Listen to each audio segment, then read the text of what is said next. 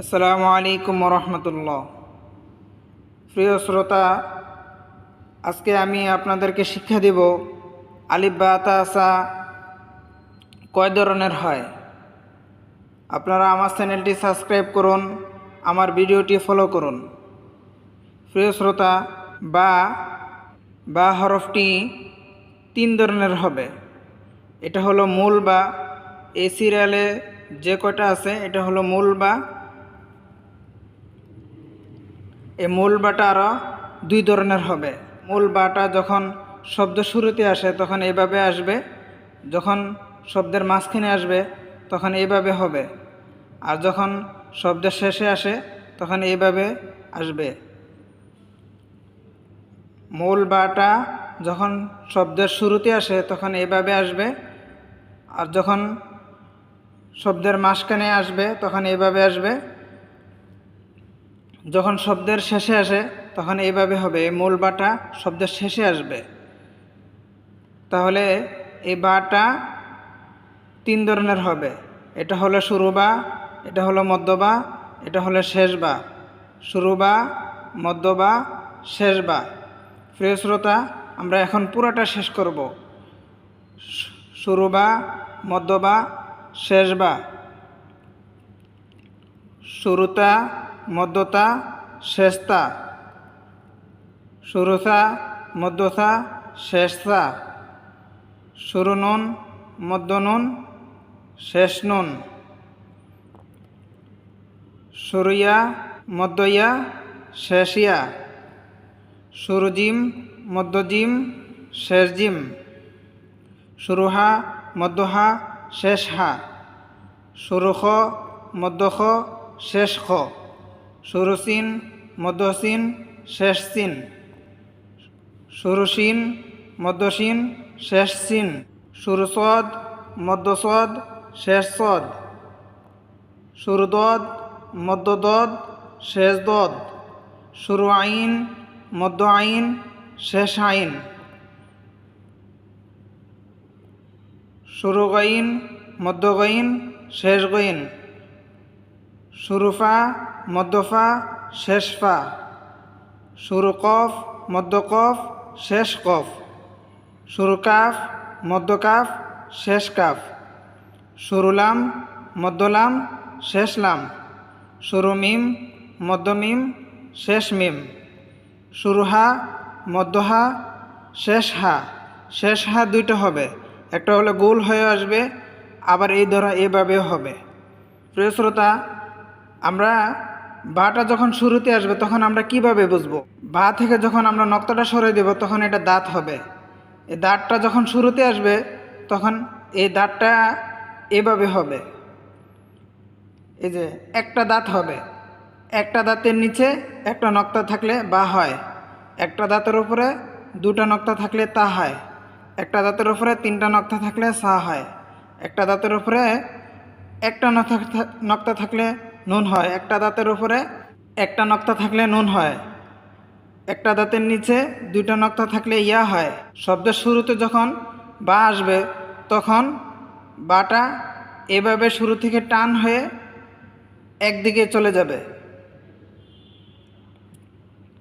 ডান দিক থেকে শুরু করে বাম দিকে টান থাকবে।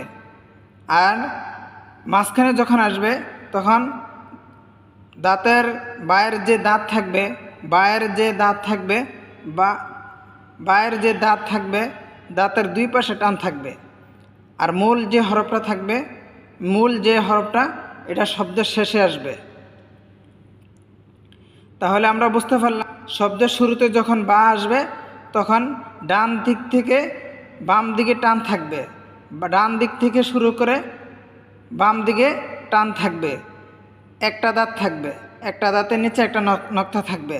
আর যখন মাঝখানে বা আসবে তখন বাইরে যে দাঁত আছে দাঁতের দুই পাশে টান থাকবে, দাঁতের ডান পাশে মাঝখানে যখন বা আসবে এটা দুই পাশে টান থাকবে, বায়ের ডান পাশেও মিলবে, বায়ের বাম পাশেও মিলবে। তাহলে মাঝখান মাঝখানের বাটা এভাবে হবে, শুরু বা, মধ্য বা, শেষ বা। শুরুতা, মধ্যতা, শেষতা। শুরুথা, মধ্যথা, শেষথা। শুরু নুন, মধ্য নুন, শেষ নুন। শুরু ইয়া, মধ্য ইয়া, শেষ ইয়া। শুরু জিম, মধ্য জিম, শেষ জিম। শুরু হা, মধ্য হা, শেষ হা। শুরু খ, মধ্য খ, শেষ খ। শুরু সিন, শুরু সিনটা এভাবে হবে, তিনটা দাঁত একসাথে থাকবে। তিনটা দাঁত একসাথে লিখে বাম দিকে টান দিবে, সিনটা এভাবে হবে। আর মাঝখানের সিনটা এভাবে হবে, মাঝখানের সিনটা এভাবে হবে। তিনটা দাঁত একসাথে থাকবে, তিনটা দাঁতের দুই পাশে টান থাকবে, তাহলে এটা মধ্য হবে। শুরু সিন, মধ্য সিন, শেষ সিন। শুরু সিন, মধ্য সিন, শেষ সিন। শুরু সোয়াদ, শুরু সোয়াদ, সোয়াদের মাথাটা লেখে ডান দিকে টান থাকবে, এটা শুরু সোয়াদ। সোয়াদের মাথাটা লেখে দুই পাশে টান থাকবে, এটা মধ্য সোয়াদ। আর মূল যে সোয়াদ আছে এটা শেষ সোয়াদ। মূল সোয়াদ, এটা শেষ সোয়াদ। এটা শুরু সোয়াদ, এটা মধ্য সোয়াদ, এটা শেষ সোয়াদ। এটা শুরু সোয়াদ, এটা মধ্য সোয়াদ, এটা শেষ সোয়াদ। এটা শুরু সোয়াদ, এটা মধ্য সোয়াদ, এটা শেষ সোয়াদ। শুরু দদ, মধ্য দদ, শেষ দদ। শুরু আইন, মধ্য আইন, শেষ আইন। শুরু আইনটা যখন শুরুতে আসবে, আইনটা যখন শুরুতে আসবে তখন আইনের মাথা লেখে একদিকে টান থাকবে। আর যখন আইনটা মাঝখানে আসবে তখন এভাবে হবে, এক ধরনের পেঁচানো থাকবে, এটা দুই পাশে টান থাকবে, এটা হলো মধ্য আইন। শুরু আইনটা এভাবে হবে, মধ্য আইনটা এভাবে হবে, আর শেষ আইনটা এভাবে হবে। শুরু আইন, মধ্য আইন, শেষ আইন। শুরু গইন, মধ্য গইন, শেষ গইন। শুরু ফা, ফাটা যখন শুরুতে আসবে তখন ফায়ের মাথাটা, গোল মাথাটা লেখে ডান দিকে টান থাকবে, এটা শুরু ফা। আর ফায়ের মাথাটা লেখে দুই পাশে টান থাকবে, পায়ের মাথাটা লেখে দুই পাশে টান থাকবে, এটা মধ্য ফা। আর শেষ ফা এভাবে হবে, এটা শুরু ফা, মধ্য ফা, শেষ ফা। শুরু কফ, মধ্য কফ, শেষ কফ। শুরু কাফ, কাফটা যখন শুরুতে আসবে, কাফটা যখন শুরুতে আসবে তখন কাফটা লেখে ডান দিকে টান থাকবে। আর মাঝখানে যখন আসবে কাফটা লেখে দুই পাশে টান থাকবে, এটা শুরু কাফ, মধ্য কাফ, শেষ কাফ। শুরু লাম, লাম লেখে একদিকে টান থাকবে, লাম লেখে, এটা লাম। লামটা যখন শুরুতে আসবে তখন লামটা এভাবে হবে, লামটা লেখে ডান দিকে টান থাকবে, যদি টান না থাকে তাহলে আলিফ হয়ে যাবে,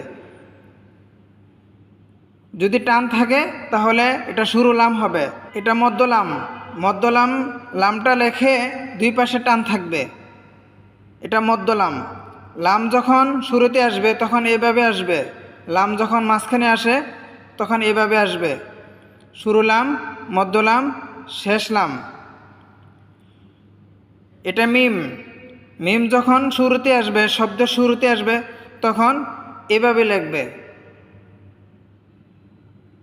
শব্দ শুরুতে এভাবে লেখে ডান দিকে টান থাকবে। শব্দের মাঝখানে যখন আসবে তখন মিম লেখে দুই পাশে টান থাকবে, এটা শুরু মিম, এটা মধ্য মিম, এটা শেষ মিম। শুরু মিম, মধ্য মিম, শেষ মিম। হা, এটা হলো মূল হা।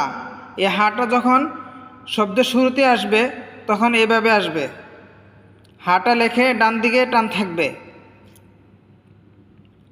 আর যখন মধ্যখানে আসবে, শব্দের মাঝখানে আসবে, তখন হাটা এভাবে লিখবে। হাটা যখন শব্দের মাঝখানে আসে তখন এভাবে আসবে। হাটা লিখে দুই পাশে টান থাকবে। এটা হলো শুরু হা, এটা শুরু হা, মধ্য হা, শেষ হা। শেষ হা দুইভাবে আসবে, হয়তো এভাবে আসবে, না হয় এভাবে আসবে। এ গোল হা, এটাকে গোল হা বলে। এ হাটা 4 ধরনের হবে। এটা এই হাটা যখন শুরুতে আসবে এভাবে আসবে, মাঝখানেরটা এভাবে হবে, আর শেষ 2 রকমের হবে, হয়তো গোল হয়ে আসবে, না হয় এই হাটা আসবে। শুরু হা, মধ্য হা, শেষ হা। শেষ হা 2টা, শুরু হা, শুরু হা, মধ্য হা, শেষ হা।